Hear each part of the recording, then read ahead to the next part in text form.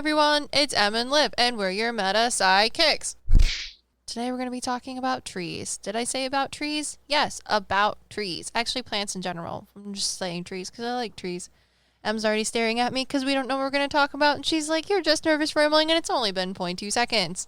Yeah, so Liv is a psychic medium, as one knows, and she can apparently not only talk to ghosts and crystals, but she can also talk to plants, which is so cute because they have such cute things to say. You forgot about the fuzzy creatures.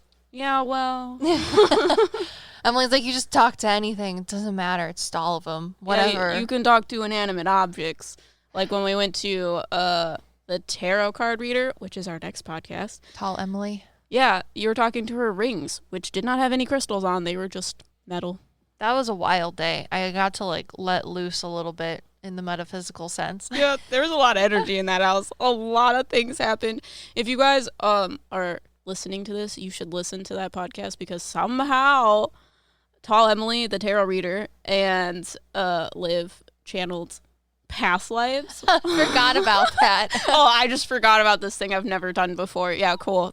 Well, for me, they were just like spirits, and I literally had one of them know that I could see him in my mind's eye and a little bit physically too, because it's been interesting. We've been you don't talk about him in the podcast either. So I don't know if you want to explain it a little more. Oh, I can go into it a little bit, but Em and I have been doing TikTok lives. If you haven't been there, check it out. Exactly. We started doing tarot cards. I started doing tarot cards because I'm learning it, and when I do them, Liv starts, I don't know, it focuses the energy better for Liv, so there's not 1,000 people coming in for her. There's more of a direct energy to who I'm reading. Well, I'm also channeling the person's energy that we're shuffling cards for so that we can shuffle the cards for them, because with tarot, I don't know.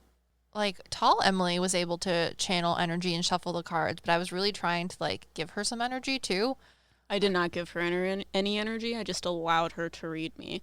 Essentially, how I see things like that is the same way you are able to channel someone across the nation. It's the same way for someone who's reading tarot. They just need to pinpoint that energy in the energy soup, and they're able to use their energy to put into the cards and read them, if that makes sense. Yeah, but again, I'm an asshole when it comes to tarot card beliefs. So I'm if you're not shuffling the cards, then it doesn't matter. But I'm going to say for my asshole beliefs, Tall M is 100% an exception because she's for sure a sensitive, intuitive, psychic person that is very able to channel energy.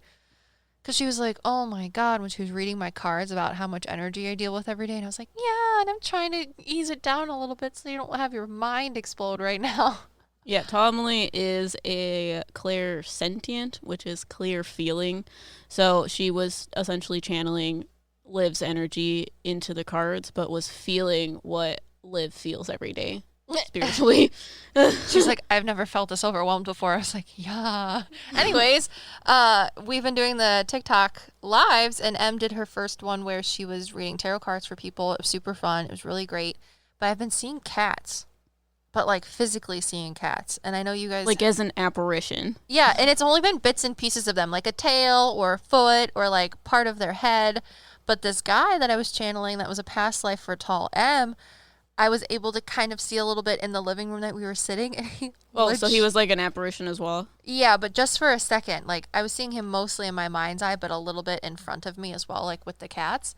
And he literally sauntered up to me and blew in my face because he knew I could see him. And I was like, you are such a sassy creature. Excuse me. Yeah. He's a sassy gay man. Yeah. So if you want that hot, juicy info, was it hot and juicy? Dave's hot and juicy. Well, you don't talk about her past lives. In the podcast at all, really? Did I not? Yeah, no, you turned it off. Oh, sorry. It's because we were literally recording the podcast and she wanted to talk about past lives. Is she okay with us talking about it? I mean, I don't see why not. Okay. So anyway, she wanted to talk about her past lives a little bit, and two of them came in. She said one of them was a man from England who she believed was gay, and he partied a lot, and the reason he passed away was from his partying, which he says isn't a big deal. He just wanted to party more. Well, it just meant that he couldn't party anymore. Yeah, he validated those things, and he was like, yeah, it's not a big deal. He also had a cat, and I was like, he's showing me this really ragtag kind of like cartoonish looking cat. Like its fur sticks out everywhere. It has black long fur. Like its whiskers are all bent up kind of. And Emily said, yeah, the first time I, connected with that past life, I did see a cat, and it was in my dreams a couple nights ago too. And I was like, that's funny.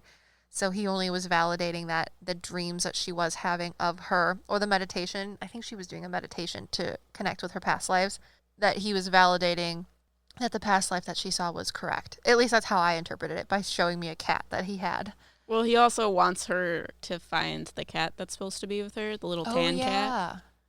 So he's like, I'm gonna bring a cat to you. This is gonna be the cat that you need to get. Yeah, he's helping with the cat, and so is her grandmother. Her grandmother is helping her get a cat to her.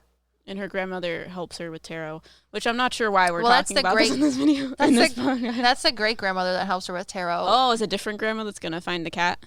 Yeah, the one that knits a lot and tells us to stop worrying about her. It's the one that helps finding a cat. Yeah, okay. Got you. So many grandparents. Yeah, she has a big family. Yeah. Like me. And then we also talked to her other past life, which was a little bit before the blonde man from London, and she was on the Titanic, and that was a little bit different. She struggled with depression her whole life after the event, and she struggled with depression before being on the Titanic and being a survivor as well, because she came from a very well-to-do family, and her mother was not present in her life, and her father was absent when she needed him. I think she also had a brother that was helping with the finances of whatever thing that they were running that made them so wealthy. So she really didn't have her brother, which she needed, or her father, emotionally or physically, because they were so caught up in, the aspect of running their business and being well-to-do. And she really needed that before she went on the Titanic, and then after, once she became a survivor of it, she needed it even more, and she still didn't have it. So that was something that she struggled with her whole life. Yeah, so the Titanic was kind of like a tipping point that escalated her depression. So those were two of Tall M's past lives that I talked to, and it was interesting. And then the third one just didn't want to talk to you, right? She was like, my life wasn't that interesting. The vaudeville French lady. Yeah, she's like, I don't really care. You're not important to me. Oh, that's it. I got it. She was also very... well-to-do. What, French ballet? Was it French ballet or French opera? No idea. I forget. She was some well-to-do French woman, and she was very much not wanting to talk. She was like, yeah, I'm here, but I'm not that interesting. Yeah. And we're not even talking about trees. Maybe we'll make, if you guys want, we can make another like little spiel bonus Patreon episode of Tall M Adventures, because that really was a cool day. We're gonna just go back to her and do more readings. Yeah, she's very talented. So trees, talking to plants. I think it's funny. Em just posted recently a TikTok of me talking to daffodils in a tiny tree from our video that's coming out on this podcast as well on Wednesday, so you can already view it for your pleasure. And somebody literally asked another medium. They tagged another medium in the comments and was like, "Is this real?" It was so weird. Well, one, I think it's kind of rude. I mean, if you're going to ask another medium if what I'm doing is real, like, at least do it in the person's DMs, not in our comment tags.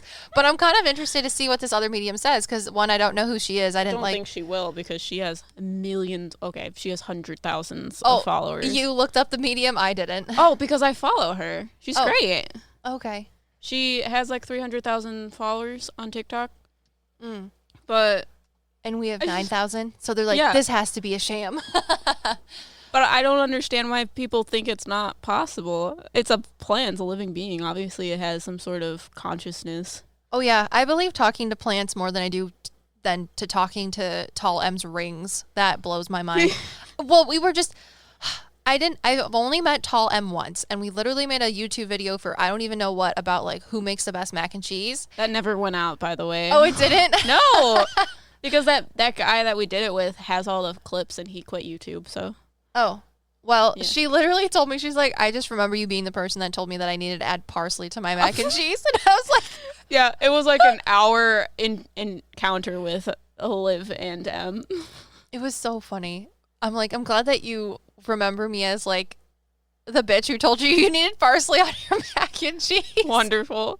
And I remember that day because I made a Golden Girls reference about how one of the episodes, what is her name? Sophia was talking about how she used to take care of her daughter and put parsley in like the salve she would use for cough relief or whatever for Dorothy when she was sick as a child. And she's like, Mom, why did you even put parsley in the cough salve that you'd rub on my chest at night? And she's like, for presentation. It's like the most like Italian Sicilian thing I've ever heard. Oh, for sure. But that's what I told Tala, and that's the only encounter we've had before we were anywhere.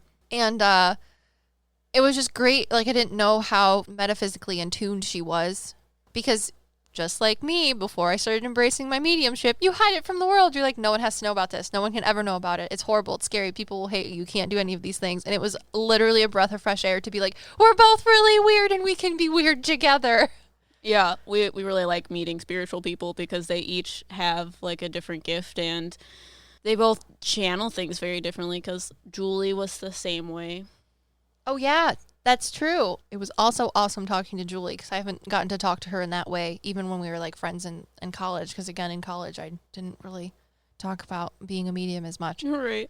So it was great to be around somebody that understands me, at least to an extent. And she really, being clairsentient and her being clairsentient, it was great to kind of have somebody talk to about it and not feel like, I feel like a lot of things in the metaphysical community, they tell you, oh, you can't do this and you couldn't do that. They tell you how you're able to have your gifts, but everything is different for every single person. Exactly. And we were just talking about how each of our things are different, but also similar. It was just refreshing and very therapeutic. Because it's both Julie and Tall Emily have the clairsentience, but they both do it differently. They both channel it differently, and you could physically see it as a medium, which is so cool. It's great. And I can just talk to them about things that I experience and not have anybody like, well, you should do this or you should do that, or I don't think this is real and I don't think that is real. Because really with the metaphysical community, it's not about telling people what your perception of reality is or isn't real, because all of it cognitively shouldn't be real. So it's just kind of like condescending to do that. So it was I know I keep saying this, but it was nice and refreshing to talk to somebody and not have them critically try to break me down. We like our spiritual people. Yeah. But anyways, I thought it was funny that someone in our first Talking to Plants video on TikTok asked another medium if what I do is real. And I'm going to use this as a segue into saying that I personally, well, Em's already said it's a living being, so why can't it speak? But yeah. I thought it was weird the first time I had a plant talk to me. And I know we touched on this in a other episode just briefly about how a plant in a library when I was a kid started talking to me. But my mother, who is also a medium, interpreted the same thing as well. And we both thought we were crazy. And it was probably, I don't know, it was sometime after we had talked to the ficus at the library. You should briefly explain it in this podcast so people get it. Okay, I can circle back. Circle back. Oh God. Zoom just meeting. Briefly, no tangents. We got a lot to talk about. So my mom and I thought it was really weird and that we might be crazy too. And we're like, well, we're both mediums, mother-daughter mediums. It's not a big deal. Maybe it's just something that we do. My mom was talking to her friend after we had talked to a ficus some point in time. And my mother's friend is a reverend and a pastor. I'm not entirely sure how religious titles work, but I do know that she's been called reverend, and I also know she's been called pastor. If that's, is that a thing? Can you be both, Em? I don't know. Oh. I don't think that's in my religion. Well, I know she literally leads a congregation, but she also can marry people. So I think that's the difference between being a pastor and a reverend. I don't know. Anyways, if I'm wrong, whatever. She was talking to my mother, and she was noticing about how a tree that was being cut down was literally telling her how it was sad to be cut down, and that the other trees around it were sad that it was getting cut down because it had helped them grow. And she was talking to my mother about this, and she this woman and my mother are friends, not only just because they're friends, but also because this woman reached out to my mother through a mutual friend, I think, because she thought she was a medium, and she's a reverend and a pastor. So she's like, this shouldn't work. This can't happen. I'm a religious person and I have a doctoral degree in theology and it makes me uncomfortable. So let me talk to someone safe about it because I can't talk to anybody else in my religious community about it. So that's kind of how she and my mom bonded and became friends. But my mother and I had talked to a plant. And then her friend starts saying that she talked to a plant. And she's like, am I crazy? She asked my mother, and my mother goes, I thought I was crazy, but 3 of us can't be crazy. So to the person in our TikTok comments that says, is this real? I think I can talk to plants. And there's 2 other people on this planet that also think they can talk to plants. So take that. But to give you a brief story of it, the ficus she's talking about was on like a pedestal of some sort. And she's sitting next to it, and she's like, I don't understand why I feel like I'm up so high. And, like, these little children voices are just so annoying. And she looks over at the ficus, and it's on a pedestal, and she's like, oh, you probably just don't like being up here. And when she put it down on the ground, it was like a big sigh of relief. Uh-huh. It also was telling us how it didn't like that the children would pull off the dead spots on it. And pull off the leaves on it. And there was like certain people that it would pick out and tell me about that I didn't know that the ficus thought were weird too. And I was like, this is really weird. It's not normal, whatever. But then I started noticing the people that the ficus was telling me about. And it's not people like, you don't go into a library and just randomly like look at people and then remember them. But the plant was describing them to me, and then I would see them around the library. Yeah. So anyways, that's how I learned that I could talk to plants, was through ficuses. Or a ficus at the library. And then Em and I went to Chick-Fil-A one night. Actually, we went to get ice cream, but then we locked ourselves out of the car. So then we went to Chick-Fil-A because Chick-Fil-A was open, and the people at the ice cream place were like, we're closed. Sorry, we can't hear your desperate cries banging on our front door. Yeah. So we were waiting for someone to give me another key, and there's like cut flowers in there, and the flowers were telling Liv, the one that was at our table, was telling her that it was prettier than the other flowers in the room that we were in. And they were cut flowers. They weren't even like, they didn't have a root system or anything. Yeah, which mind boggles Em because she's like, that's like if you were talking to my severed arm. Yes! I don't know how it works. I feel comfortable just like I felt comfortable at Tall Em's apartment. I understand it now. Talk about the weird random things that talk to me. Yeah, so we went to the Arboretum in our town, and we went there for our video, so if you guys want to check that out. But she talks to, like, all of the trees and things like that, and the way that she talks to the trees and how the trees talk to each other, it kind of makes me think that plants have a different kind of consciousness. Well, not necessarily a different kind, but they're more of a collective consciousness, in the sense of like if one dies, that consciousness is again connected in a way that is different than a human spirit. Like I feel like human spirits are kind of like in glass jars, but the plants kind of are as one, but they're in different trees and different plants and things like that. I don't know if that makes sense. So you mean like they're not bound by their... It's like, I don't know, you know that one saying where like the earth breathes as one? Mm-hmm. It's kind of like that. It's like trees and plants are in existence to give life to other things, but they are like one being, even though they seem to be a separate being. In our reality, they are one being. And then you also were talking to them, and I feel like they are attached to this world through like the plants and stuff, but they also have more of a connection to other like worlds? the spirit realm. Yes. Well, that would explain why many people think that they're portals, because technically they're not.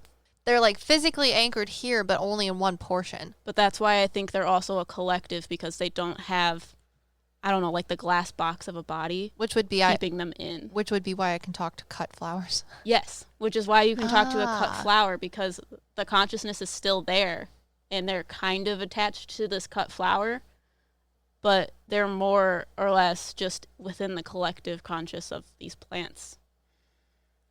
I feel like I'm only understanding a portion of that, but I do smell what you're cooking. Okay. We asked, there were a whole bunch of memorial trees there, so there was a bunch of like ghosts that were attached to the memorials, or like, I don't know, not necessarily attached, but because their memorial was there, they were coming to live and talking to her. And the one man was saying, because we were asking them, like, what happens to trees when they die? And the one man was like, that's too complex for me to explain to you. Oh, because he was showing me books. See, Yes. it's great because we haven't talked about how you interpreted us going to the Holden Arboretum. I was just really excited that it was warm outside and it was springtime. And I was just like living in the moment of talking to trees, but you're like criticizing it as an outsider. You can literally give me the littlest amount of information and I can put it together for you. But that's literally how I read it, is it's literally like, it's like the earth breathing as one. I also do think that plants are way more powerful than humans because they're the reason we're here. Yeah, I think they're literally one being, and that's why they're so powerful, because they have a whole bunch of these, like, I don't know, they're not bodies. I don't know if that makes sense. They're just like little pinpoints that like attach them to this world. Yes. Yeah. They're really powerful. That's really, I never thought about it that way until he was like, oh, it's a lot more complex than you think. And I'm like, oh, okay, now I know what you're talking about. So like we were at this one tree that kind of piqued my curiosity because of the way the energy that it was giving off, and it ended up being like an ironwood tree or something like that. So its bark was very like hard but smooth at the same time, and I really liked the way the branches curved because it was a little bit smaller. So we were approaching the tree and I was like, I like the way this tree gives off energy. It has a very grounding energy, not necessarily like stern or menacing, but like confident in who it is. And it had a very good vibe to it, I guess. Kind of like a protector, like sword and shield type vibe. Like a knight almost. Does that make any sense? Yeah. Was this the man's tree? Yes. Yeah. Yes. Because then we got to the tree and I noticed that there was a plaque. Well, and we're at an arboretum, so most times the plaques just say something about the tree. But it was actually said, planted in memory of this person. So all of a sudden, as I read that, the man kind of like walked up out of nowhere towards me, facing the tree. And he's like, well, this is my tree. And I was like, well, thanks, I know that. And then I told M that a man was there. And it was interesting because my signs have been all mixed up, for not entirely, but for the most part lately. Whereas when I am channeling spirit during readings and giving information for people that are asking to speak to their loved ones, the people present on my right hand side, and my right ear is the part that bothers me, so I know a spirit is around.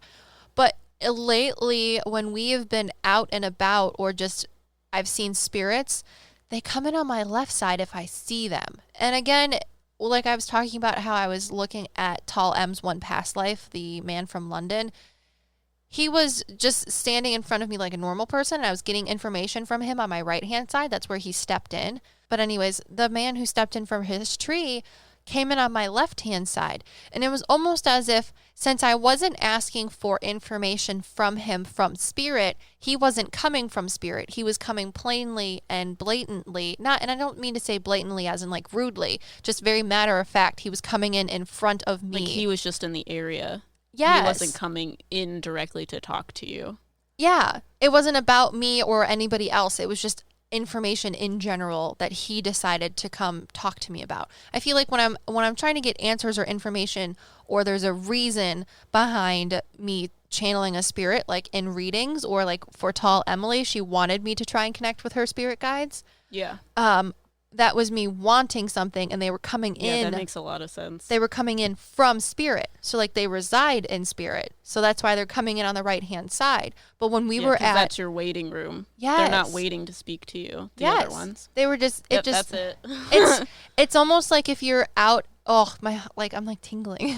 Yeah, that's it. It's like if you're walking on the street and you just see a person, they are just there. That is them. They are just existing. So you see them. But if you're waiting for somebody, you have a scheduled appointment, you know that you're going to be talking to them, or you know that you have something planned for them. But this really was just not planned. I read the plaque and he just walked up and was like, this is my tree. And then I told Emily about it. So that's crazy. What? Because when we were at Janelle's house, remember I said there was a guy standing in the living room, but he was on the left-hand side. And you're like, well, is he like physically here? And I was like, no, I know he's dead, but he's just here. Yeah. So he just wasn't there to talk to you. Yeah. He was just there. That's crazy. Yeah. Jesus. And The reason why it hasn't happened before is because you don't just have your medium hat on all the time. Yeah. Yeah. Wow. We're going to do a signs and symbols thing eventually so that she can tell you all of her signs and symbols. That'll be fun. Funny. So anyways, he walked up and he's like, well, this is my tree. And then I told Emily that someone was there because I feel kind of like dirty now. Yeah, you should tell me everything. And she's like, well, what does he have to say? And I was like, I don't know. He's just here. He's like, this is my tree and this is my arboretum. Not necessarily his, but this is his valley. Yeah, almost. It's just where he comes and he's like, I like the people that walk here. I like that there's a tree here in my honor. I think it's very fitting for me. And he likes to wander around the Arboretum just like normal people do because it's like a nice, calming, happy place. So that's basically what he was sharing. And then Emily's like, well, does he know about the trees? And then that's why he like nicely redirected me to like books. And he was like, no, you have to read something on them. But they were all very old books. So I don't know if they were necessarily spiritual books or books at the place that we were at, because the Arboretum that we were at has an actual library where there are old books that they keep in a temperature-controlled environment so that they don't decompose faster. So I don't know if he was telling me books that are actually at the Arboretum or books in general or specific spooky spiritual old books, but he just was like, it's not something that we necessarily understand, or like, and when I say we, Emily and I, because we're physical beings right now, not souls. So yeah, because Liv talks about how plants, like scientifically, communicate with each other through their root systems and things like that. Yeah, I wrote my talk thesis about that. on it. You understand that better, so you will explain that. Yeah, so in college, my college experience was horrible, and I was actually supposed to take an ecology class, which I never took. I ended up taking animal behavior instead to equal it out because they only offer ecology every other year. But the year that I needed to take ecology, they didn't offer it. So they let me take animal behavior, which they also offer every other year. Anyways, I thought it's interesting. I just think it's funny that I was supposed to take an ecology class and I never did. But then that's what I wrote my freaking thesis on, was something that I didn't know anything about.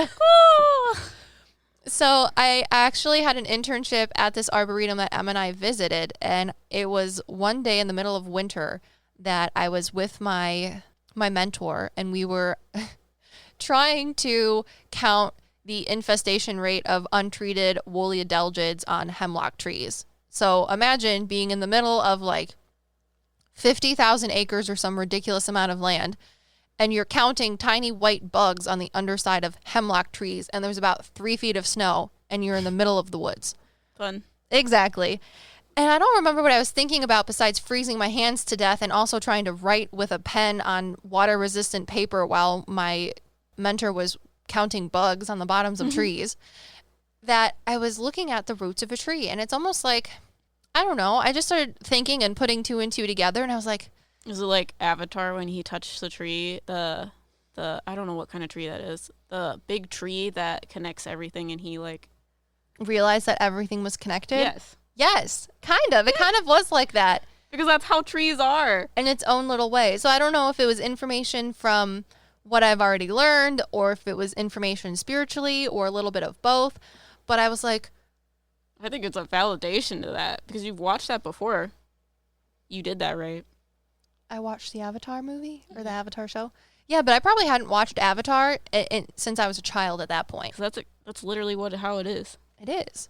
So I'm standing in the middle of this forest, knee-deep in snow, freezing every part of my body off, and I'm looking at the roots of these hemlock trees and these oak trees around us, and I'm like, if we could somehow communicate with the trees or give them things in a certain way, then we wouldn't have to use all of the pesticides and external things that we use that hurt everything else in the world. Like they spray pesticides on the outsides of trees to keep these woolly adelgids and other things like even food crops from having infestations of things. And I'm like, there has to be a way for us to communicate with the trees so that we don't have to put external gross things on them. So that really got me into asking my mentor, I'm like, can't trees talk to each other? Like, isn't there like very scarce scientific literature about how trees communicate through root systems? Because I remember learning in like basic biology that certain fungi, and I know some people say fungi, certain fungi. I wanted to say fungi, and then it just makes me think about my one professor that I really like that also doesn't believe that our school is haunted, says fungi, because he's like, it's a G and it's a J sound. And I'm like, whatever. So certain fungi actually communicate with each other the same way that trees do. But there's a symbiotic relationship between the fungi that grow on the tree roots that amplify a tree's ability to communicate with one another. And I asked my mentor this, and he's like, yeah, that's not my specialization, but I know that they're doing more research. Like, it's a very new, broad topic of, biological study that trees can communicate with each other. And I was like, hot dog, that's all I need to know. So then I went on this big old excursion of writing my thesis paper of how we can manipulate the small biospheres around tree root layers to aid tree growth, reforestation, and hopefully get rid of the use of pesticides. Because if we could physically talk to trees and like have them help each other, wouldn't it be so much easier than making chemicals and spraying them on things? Yeah, because plants talk to each other through like chemical something. Yeah, they release chemical signals. So say one tree is experiencing drought because it's say it's on top of a hill, and then all the other trees underneath it have sufficient amounts of water because they're at a lower elevation. Well, what happens is trees recognize through many biological mechanisms that they need more water. And what they will do is they'll send out signals to the root systems, and they release like chemicals and pheromones through the soil. And the trees around them can pick up on the chemical signals of the tree that is in drought. And what will happen is the trees at the bottom of them, if they like this tree, mind you, because there is still competition between trees and plants. It's not just some symbiotic, happy go-go world of like... Yeah, but sometimes trees need other trees to help them grow. Yes, but if the other trees see that this tree isn't a threat to their survival and they like this tree, say this tree might have been the mother of all the other trees growing at the bottom. Yeah. Then they will recognize those signals. They can send other signals to the tree that's in drought saying, we're sending you water, and they will reroute their water system to get water to the very outside of their roots so that this one can uptake it. And the way fungi come into this is certain fungi will go on the root hairs, which are smaller portions of the root system of a tree, and they'll amplify the signals as well as extend the reach of where the roots can exist. So in thanks of helping the fungi get nutrients, because they'll take a little bit of the nutrients that the tree gets from the soil around it and from its roots itself, they help amplify their signal, and they connect to the end of the root system and then keep growing out. So it's like an extension of this tree's root system. Jesus Christ. So now they can talk it's like a tree has its own communication system, would be like the can on the other sides of the string. Mm-hmm. But then the fungi come in and they're like, actually, snip, snip. And they cut the wire in between the two cans and make it like a Bluetooth. Yeah. Which is wild. Wild. There will be trees that are falling down, and another tree will reposition the way it is growing to catch the other tree that is falling so that it can continue growing, because this tree would know that it is more beneficial to have another tree close to it in a certain manner. Like, they literally have to think about if it would be beneficial for them to help another tree before they help a tree. So there's so many things that we don't even know. We don't even know. Literally why I see trees as a collective conscious, because they don't have a brain. They aren't processing these things. Their consciousness is processing it. Yes. And their consciousness isn't trapped in a brain with ego. It's trapped in the spirit realm. I would say trees are like Virgos.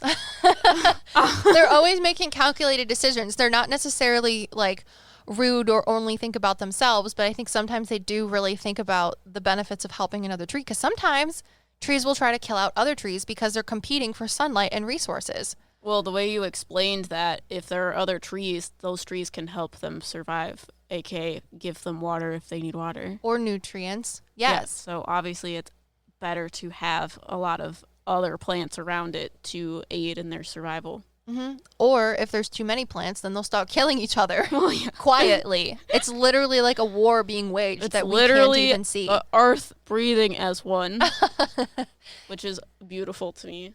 It's wild. So if you guys want to go down a deep dive, that's crazy. Look up how trees communicate with each other and how certain fungi help extend their root bases and how they survive and their communication methods. It's wild. Or you can go onto researchgate.net and read my thesis paper because no one does. But yeah, you should talk about the plants that we saw at the Arboretum, like the daffodils and some of the trees. Oh, okay. So in addition to the ironwood tree that we saw that was in memory for the guy, the memorial tree. That was really nice.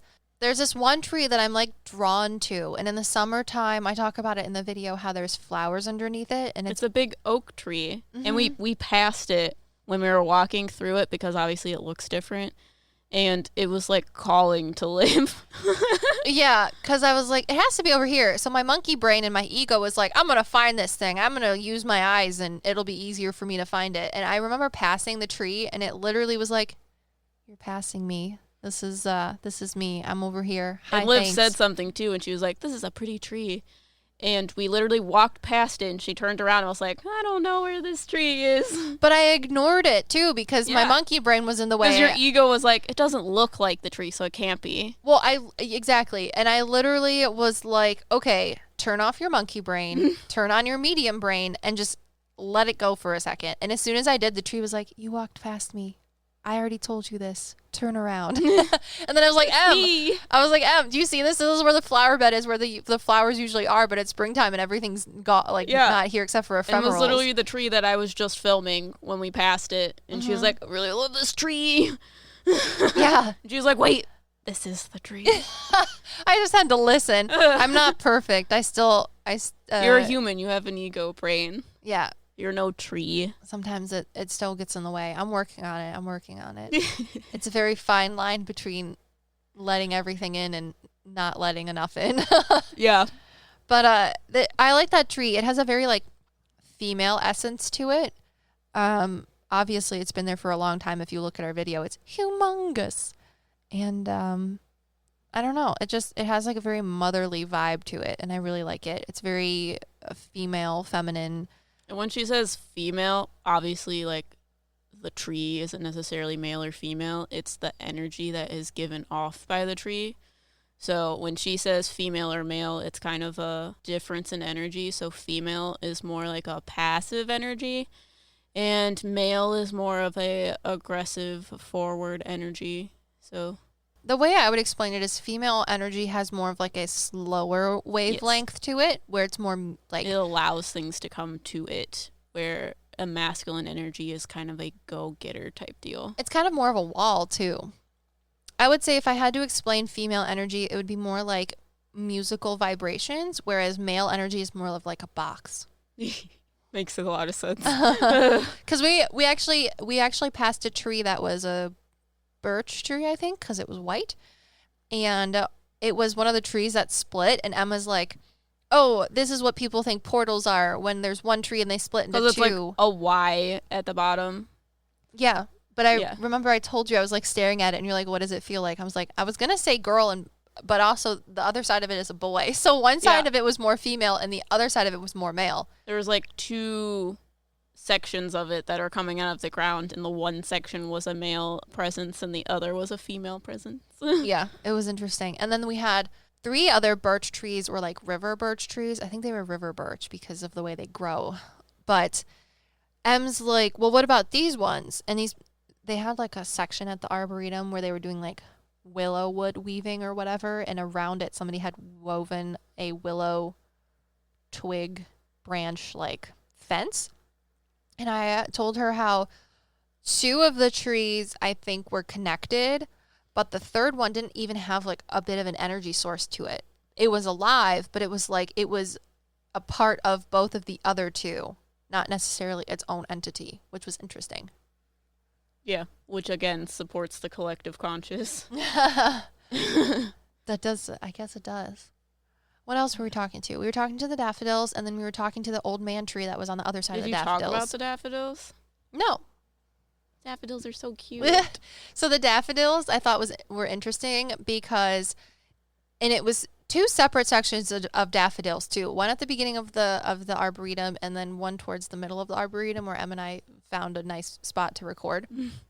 And both times I was listening to the daffodils, they have like a pink aura around them, or at least they did that day. Ooh. Auras do change. We should talk about auras of plants. Oh, yeah, we can do that. So they kind of had like a pink aura, and it was a very light pink color, almost white. And they had like a very high frequency vibration, and the only thing that I can attune it to is singing. And it was like a collective singing. They were all singing together. But if you focused on one of them, they would answer a question, but then go back to singing. And they're like the Alice in Wonderland, whatever. Yes. So as a medium, things will show me things past, present, future, but they'll also show me things that have happened in my life to try and get a point across. And they literally made me think about the flowers from Alice in Wonderland.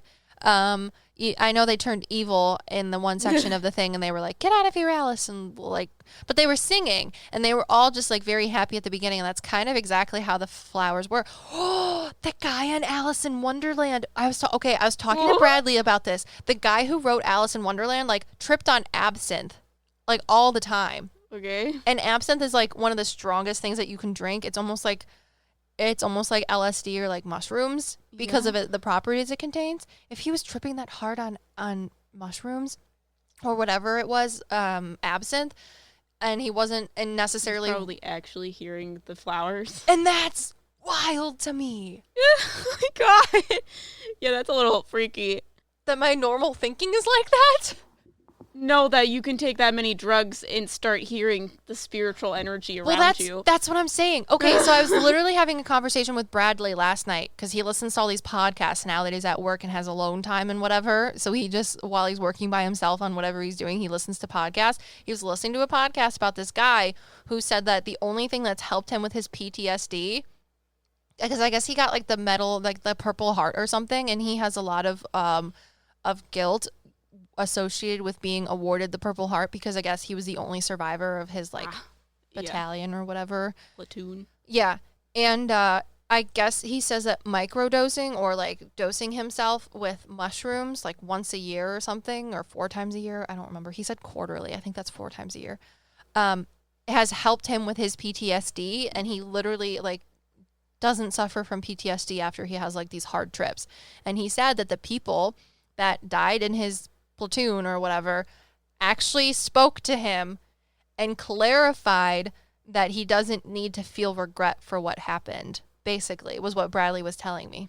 Yeah, there's a lot of spiritual people on TikTok that explain that when you are on, I don't know, like psychedelics. Yeah, those types of drugs, I think it's just those, where they like affect your ego so you're more open to I guess the spiritual energy around you, so you would have moments like that. But it's like, it's crazy that it's not like in your head. I don't know if that makes sense at all.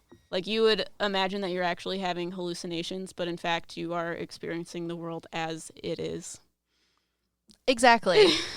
So Bradley was literally telling me, he's like, I think it would be interesting not only for like the trauma that you went through, that maybe it'll help you work through it. He's like, but as a medium, he's like, everybody that says that they take psychedelics or microdose or do mushrooms says that it, like Em said, gets rid of your ego. And he's like, especially for someone like you, he's like, I wonder what that would be like. And I was like, I don't even want to know what that would be like, because I feel like all probably the dark wouldn't be able to shut it off. Exactly. It would be worse. I'm like, Bradley, yes. I already tried to, because you were already at that level.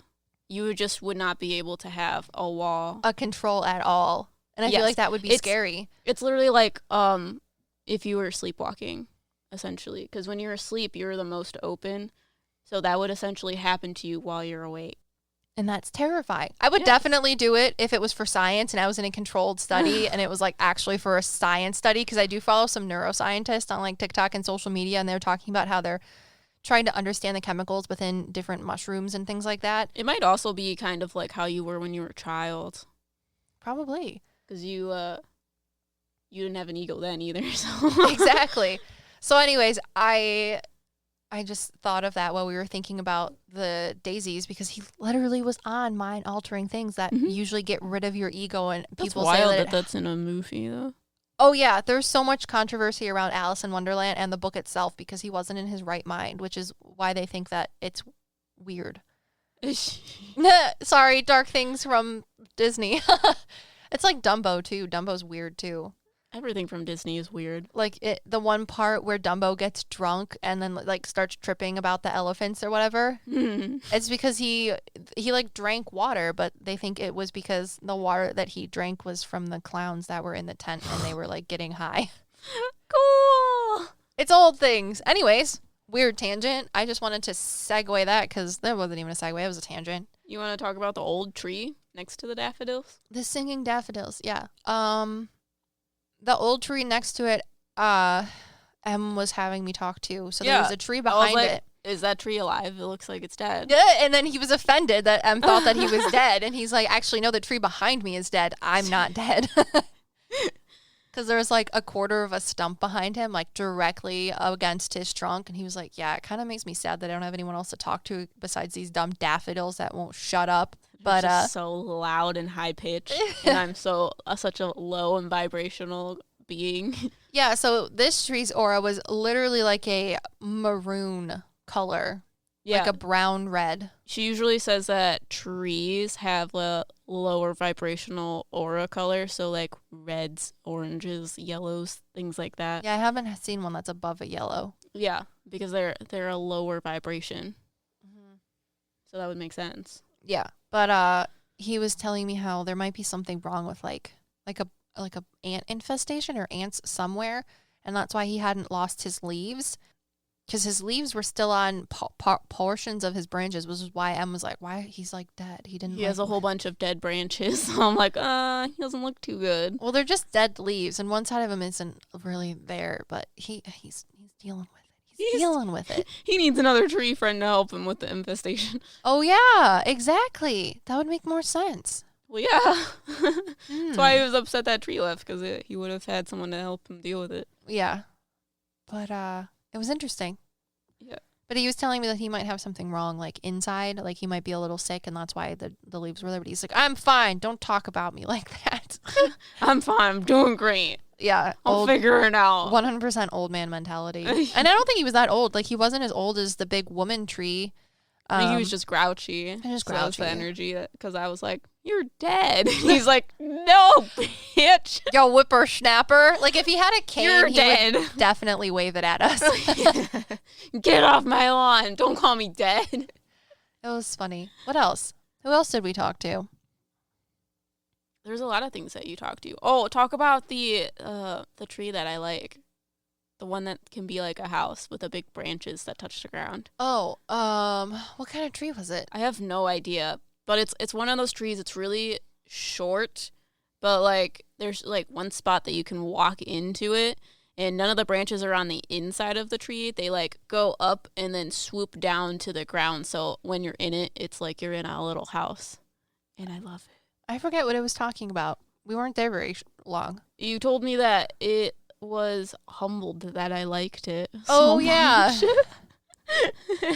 Yeah, you just tell the story. I start forgetting. That's all I remember. It was so cute. I loved that tree. Clearly. It was cute.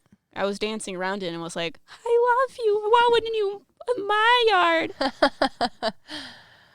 Yeah. Oh, and it was like one of those trees. I think it was growing one of itself, but it was still connected. Like, okay, for the people out there that don't know this, strawberries grow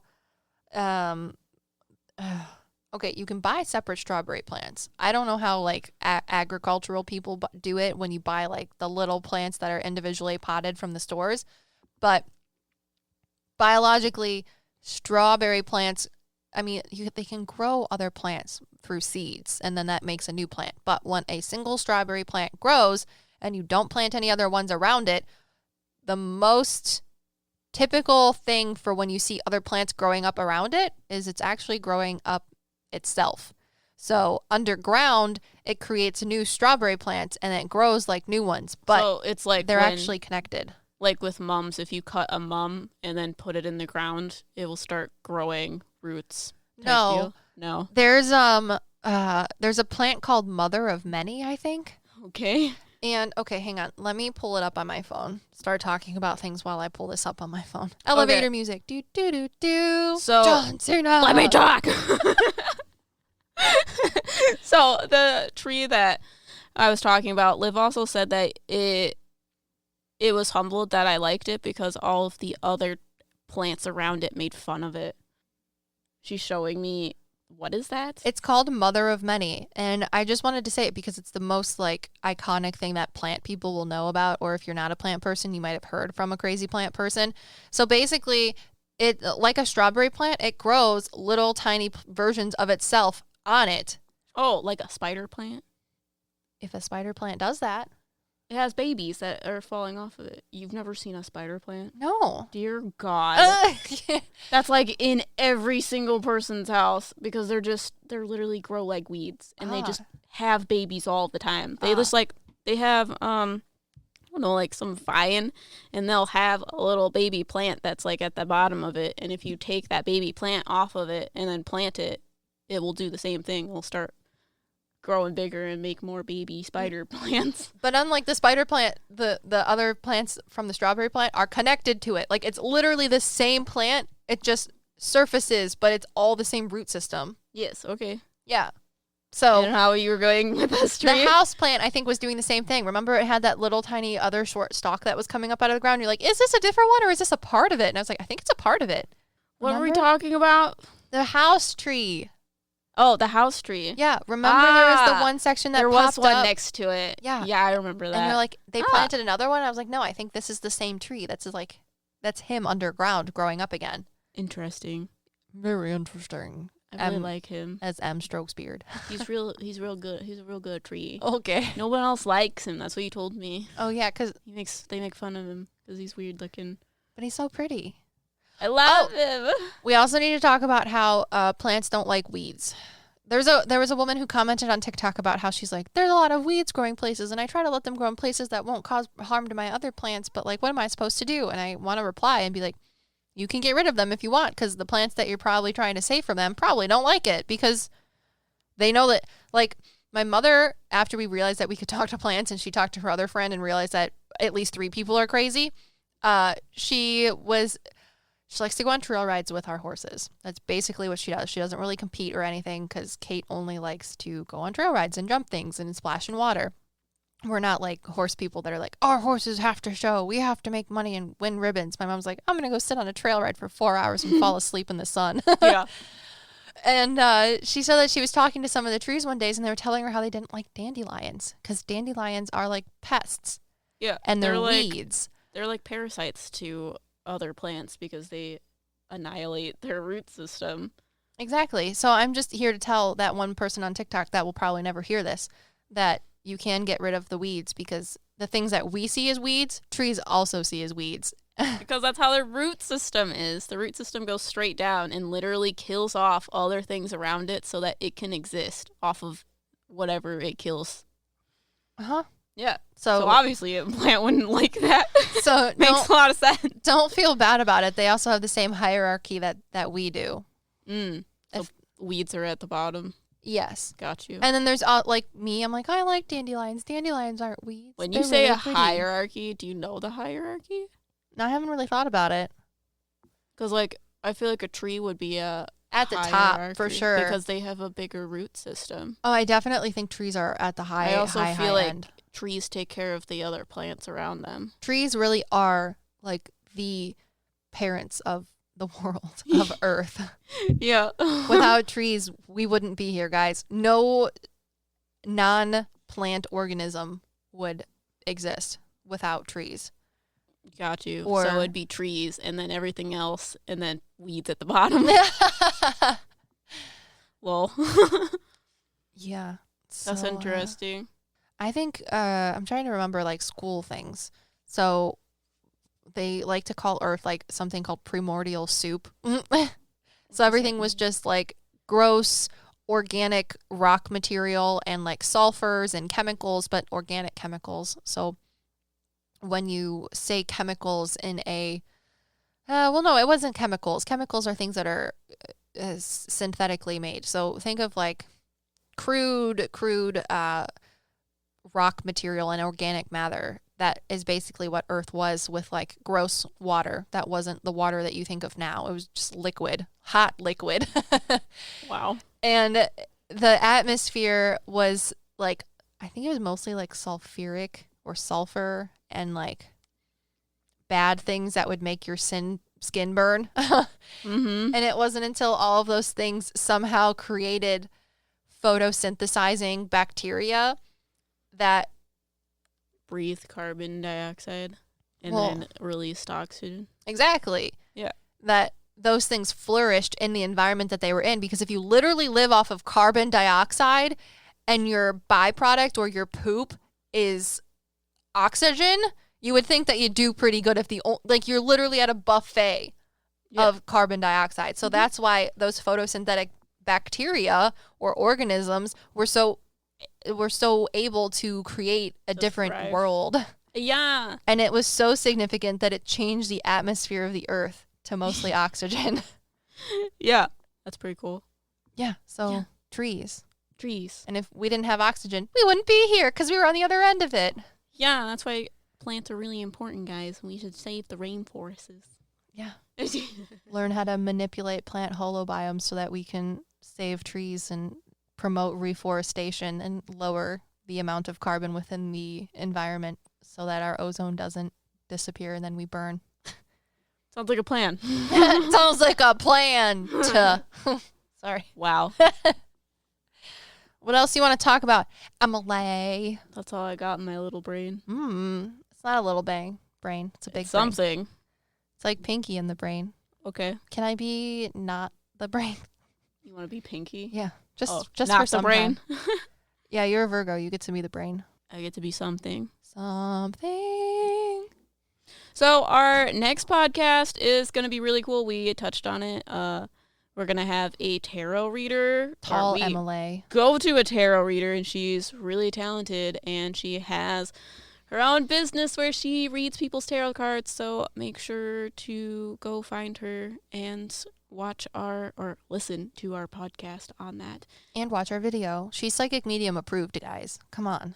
Yeah, we do a video where we test tarot cards versus Liv's psychic medium abilities, and they're pretty accurate.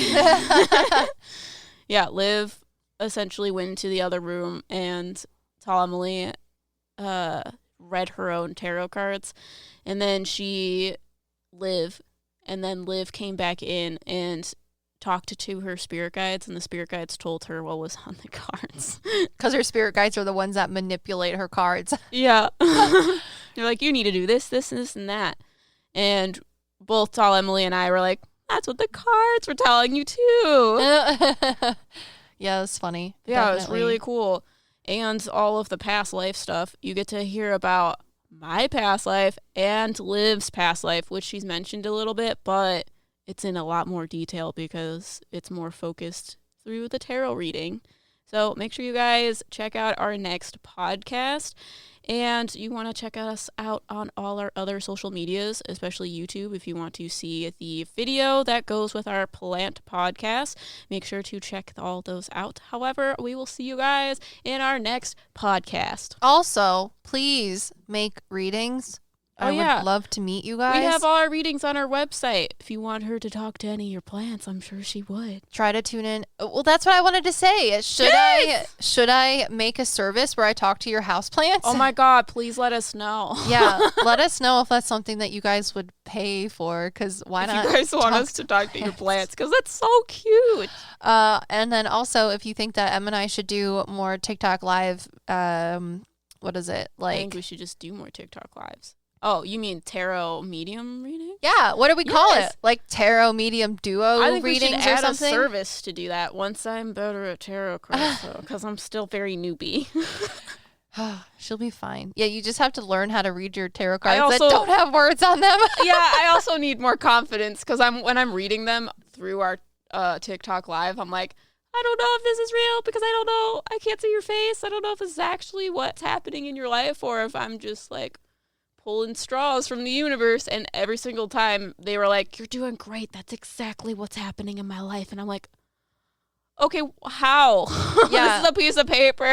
The OG garlic bread buddy. I'm not going to say the real thing because I don't want a whole bunch of people to like find them maybe. But garlic bread bro was the OG person that we did the But guys, it's so tag team cool reading. because we were not expecting that to happen. Essentially, I would read someone's tarot cards and live like tuned in to their energy, and she would like see them in the room like looking through someone's eyes, like through a spirit's eyes, and she would be like, why are you in the dark? Oh, no. Jesus, turn on a light. It was just like psychically looking at them. Well, yeah. Okay. So there wasn't a ghost for this guy. No. There was another one that she was talking to, and she was literally looking through the spirit's eyes. Oh, over their shoulder. demon? Yes.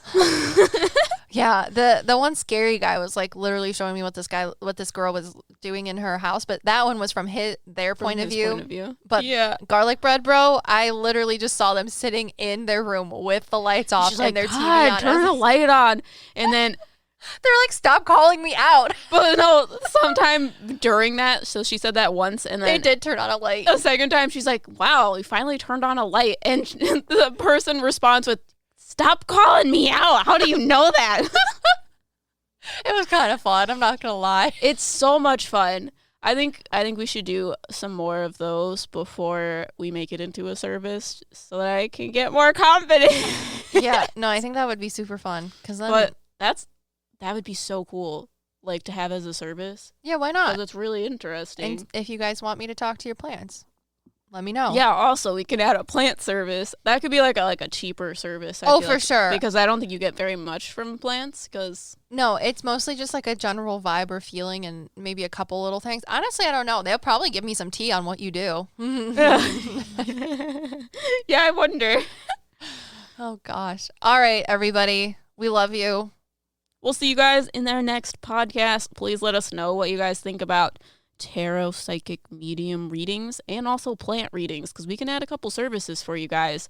Go on to our website and you can comment on our blog, you can contact us, or you can comment on our YouTube video all about plants. Let us know. We really want to know your input. And as Em likes to say, we'll see you in the next one. We'll see you guys in the next one. Oh, wow.